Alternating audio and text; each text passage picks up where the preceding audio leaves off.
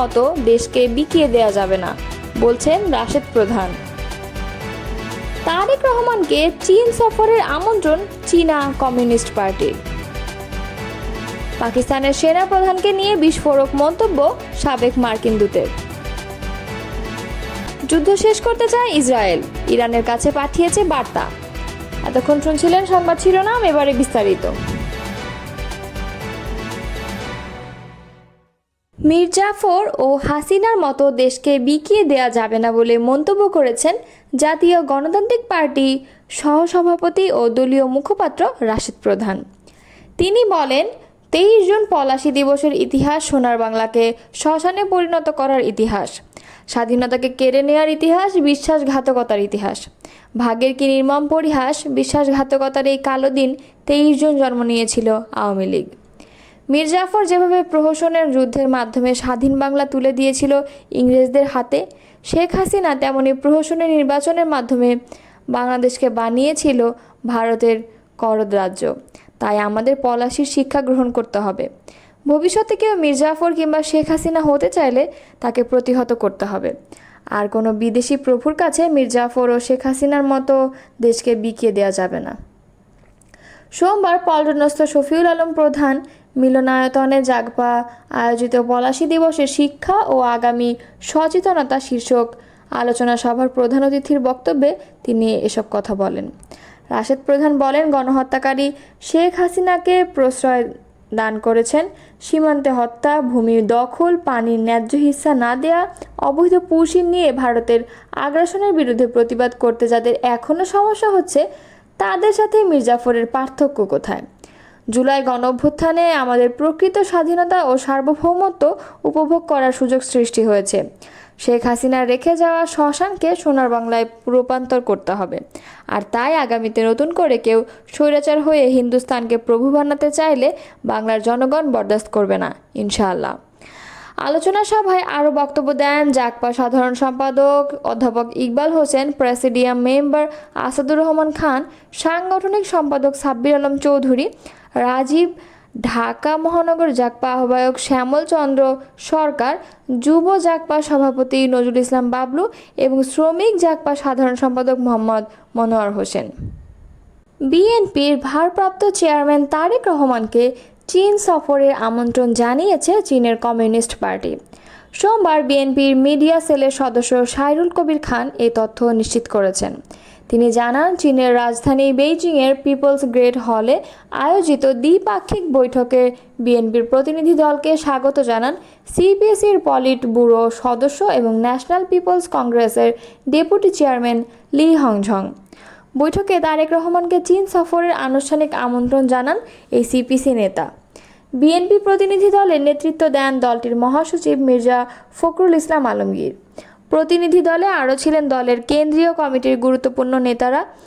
সাইরুল কবির খান জানান, বৈঠকে দুই দলের মধ্যে দিয়ে বোঝাপড়া ও আঞ্চলিক ভূ রাজনীতিতে সহযোগিতার বিষয়ে আলোচনা হয়। সিপিসির পক্ষ থেকে বলা হয়, রাজনৈতিক সম্পর্কের একটি নতুন অধ্যায় সূচিত হলো। তিনি আরও বলেন, বৈঠকে মির্জা ফখরুল ইসলাম আঞ্চলিক রাজনীতিতে চীনের নেতৃত্বের ভূমিকাকে অত্যন্ত ইতিবাচক বলে আখ্যা দেন। এই ধরনের উদ্যোগকে বহুপাক্ষিক করে তোলার আহ্বান জানান তিনি। বৈঠকে উপস্থিত নেতারা আশা প্রকাশ করেন, ভবিষ্যতে রাজনৈতিক দলগুলোর মধ্যে এমন কৌশলগত সংলাপ আঞ্চলিক শান্তি ও উন্নয়নের নতুন দিগন্ত উন্মোচন হবে। জোর করে নির্বাচন করার পরিণতি সম্পর্কে বর্তমান নির্বাচন কমিশনকে সতর্ক করেছেন বিএনপি চেয়ারপারসনের উপদেষ্টা পরিষদের সদস্য জয়নুল আবেদিন ফারুক। সোমবার সকালে এক সমাবেশে তিনি এই সতর্কবার্তা উচ্চারণ করেন। জাতীয় প্রেস ক্লাবের সামনে তৃণমূল নাগরিক আন্দোলনের উদ্যোগে 14, 18 এবং 24 সালের নির্বাচনে রাতের ভোট করতে সহযোগিতাকারী সব কর্মকর্তাকে আগামী সংসদ নির্বাচনের কর্মকাণ্ডে অন্তর্ভুক্ত না করার প্রতিবাদে এ সমাবেশ হয়। জয়নুল আবেদিন ফারুক বলেন, জোর করে কেউ আর ক্ষমতা দখল করতে পারবেন না। তার প্রমাণ গতকালকে 2 সাবেক প্রধান নির্বাচন কমিশনারের গ্রেফতার। তাই নির্বাচন কমিশন সাংবিধানিক কমিশন। অতীতে শেখ হাসিনা কাজ করতে দেয়নি, তার ফল কি? জেলখানা? তার ফল কি মামলা? তিনি আরও বলেন, তাই আপনাকে উদ্দেশ্য করে বলতে চাই, এখন আর অনিয়ন্ত্রিতভাবে নির্বাচন সম্ভব হবে না। পাকিস্তানের সেনাপ্রধান ফিল্ড মার্শাল আসিম মুনিরকে নিয়ে বিস্ফোরক মন্তব্য করেছেন আফগানিস্তানে যুক্তরাষ্ট্রের সাবেক দূত জালমে খলিলজাদ। তার মতে আসিম মুনিরকে বিশ্বাস করা যায় না। গত 18 জুন ট্রাম্প হোয়াইট হাউসে পাকিস্তানের সেনাপ্রধান ফিল্ড মার্শাল আসিম মুনিরকে মধ্যাহ্নভোজের আমন্ত্রণ জানান। মার্কিন প্রেসিডেন্ট ডোনাল্ড ট্রাম্প যুক্তরাষ্ট্রের প্রথম কোনো পাকিস্তানের সেনাপ্রধান যিনি রাষ্ট্রপ্রধান নন প্রেসিডেন্টের সঙ্গে এমন বৈঠকে অংশ নিলেন। এরপরই সামাজিক মাধ্যম এক্সে দেয়া এক পোস্টে এসব কথা বললেন খলিলজাদ। পাকিস্তানের সেনাপ্রধান যুক্তরাষ্ট্রের সঙ্গে ডাবল গেম খেলেছে, বিষয়টি ট্রাম্পকে স্মরণ করিয়ে দেন খলিলজাদ। সাবেক মার্কিন দূত বলেন, পাকিস্তানের সেনাবাহিনী যুক্তরাষ্ট্রের কাছ থেকে সহায়তা নিয়েছে, আবার একই সঙ্গে মার্কিন হত্যাকারীদের আশ্রয় দিয়েছে।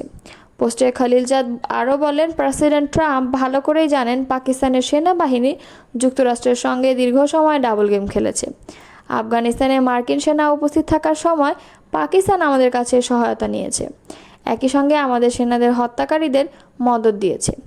একইভাবে 9/11-এর পর সন্ত্রাসের বিরুদ্ধে যুদ্ধের সময় পাকিস্তানের সেনাবাহিনী দুজনকে সহায়তা করেছে, আমাদেরও আবার আল কায়দার সন্ত্রাসীদেরও। খলিলজাদ প্রশ্ন তুলেছে, আমরা কোথায় বিন লাদেনকে খুঁজে পেলাম? পাকিস্তানি সেনাবাহিনীর গুরুত্বপূর্ণ ঘাঁটির একেবারে নাকের ডগায়, কিন্তু পাকিস্তান এখনও ডাক্তার আফ্রিদিকে আটক করে রেখেছে, যিনি বিন লাদেনকে হত্যায় সহযোগিতা করেছিলেন। পাকিস্তানের সেনাপ্রধানের সঙ্গে ট্রাম্পের বৈঠক অনুষ্ঠিত হলে এমন এক সময়ে যখন মধ্যপ্রাচ্যে উত্তেজনা চরমে।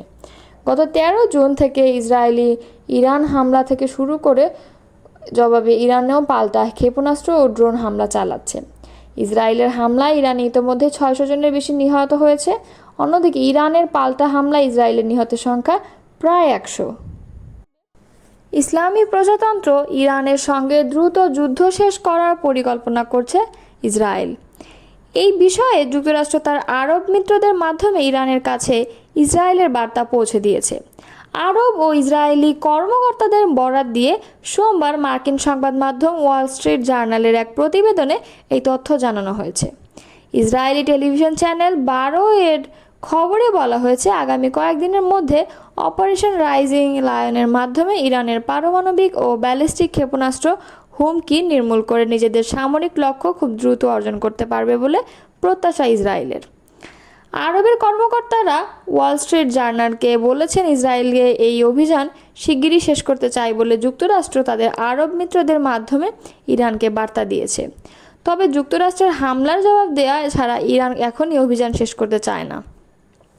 ইসরায়েলি এক কর্মকর্তা রোববার টাইমস অফ ইসরায়েলকে বলেছেন, ইরান পারমাণবিক কর্মসূচি বাতিল করতে রাজি হলে ইসরায়েল এখনই বোমা হামলা বন্ধ করার জন্য প্রস্তুত আছে। তিনি বলেন, এই অভিযান বন্ধের বিষয়টি আমাদের উপর নয়, বরং ইরানের উপর নির্ভর করছে। আমরা চাইলে এখনই শেষ করতে পারি। সেক্ষেত্রে যদি একটি চুক্তি হয় তাহলে ইসরায়েল তার অভিযানের ফলাফলে সন্তুষ্ট থাকবে। চ্যানেল 12-এর প্রতিবেদনে বলা হয়েছে, অভিযান শেষ করার দুটি পথ খোলা রয়েছে। প্রথমত, ইসরায়েল একতরফাভাবে ঘোষণা করতে পারে যে তারা তাদের যুদ্ধের লক্ষ্য অর্জন করেছে এবং ইরান ক্ষেপণাস্ত্র হামলা বন্ধ করেছে। দ্বিতীয়ত, উভয় পক্ষই যুদ্ধবিরতিতে সম্মত হয়েছে বলে যুক্তরাষ্ট্র ঘোষণা দিতে পারে, যদিও ইসরায়েল এটিকে কম গ্রহণযোগ্য হিসেবে মনে করছে। তবে ইরান ক্ষেপণাস্ত্র হামলা বন্ধ না করলে ইসরায়েল আরও জোরালোভাবে পাল্টা হামলা চালাবে, আর এই হামলার প্রধান টার্গেট হবে ইরানি শাসক গোষ্ঠী। ইসরায়েলি সংবাদ মাধ্যম ওয়াল্লা বলেছে, সোমবার তেহরানের কেন্দ্রস্থল সরকারি নিয়ন্ত্রিত বিভিন্ন স্থাপনায় হামলার মাধ্যমে ইসরায়েল এক ধরনের বার্তা দিতে চেয়েছে। সেটি হলো, ইরান ক্ষেপণাস্ত্র হামলা বন্ধ না করলে ভবিষ্যতে এই ধরনের ইসরায়েলি হামলা আরও বৃদ্ধি পাবে।